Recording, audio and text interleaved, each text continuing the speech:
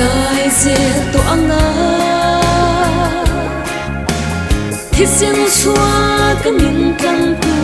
thì thôi lệ y xóa ni lệ tha lệ arsi oro thiang him cham thiam ba tin ren te phát ninh thấy lộc chu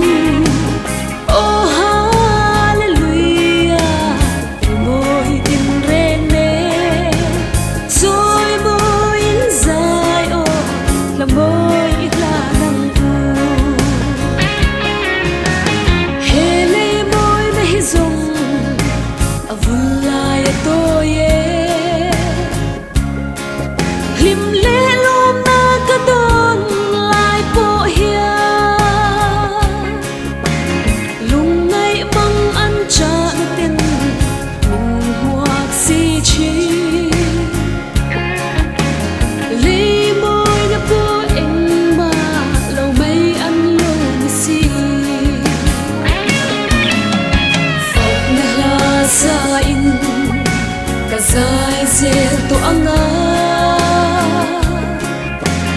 thì xin xóa cái miền căng tu thì thôi lệ y xóa ni lệ tha lệ arsi oro thiang him cham thiam ba tin ren te phát ninh thấy lộc chu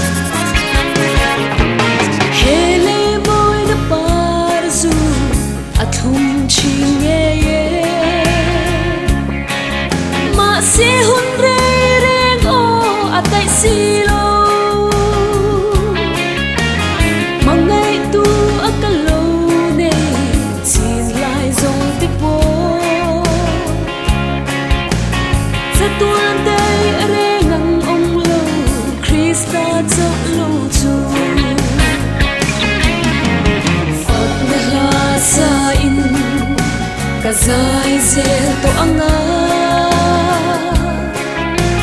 thì xin xóa cái miền căng tu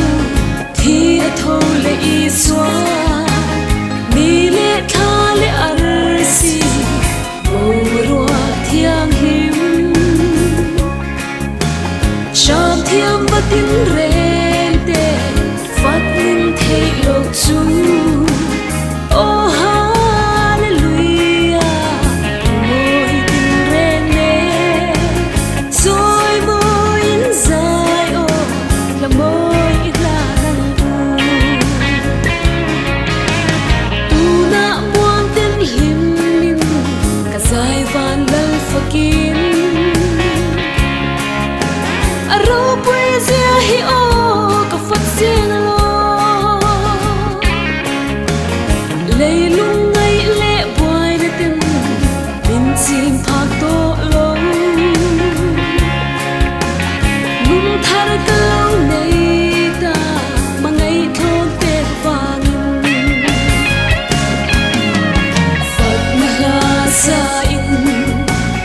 dài dễ tổ anga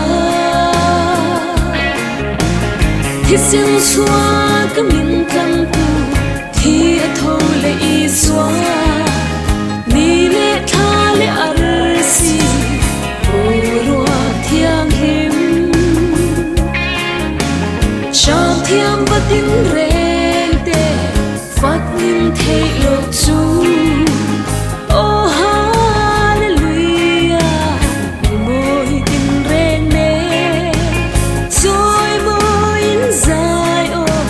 the more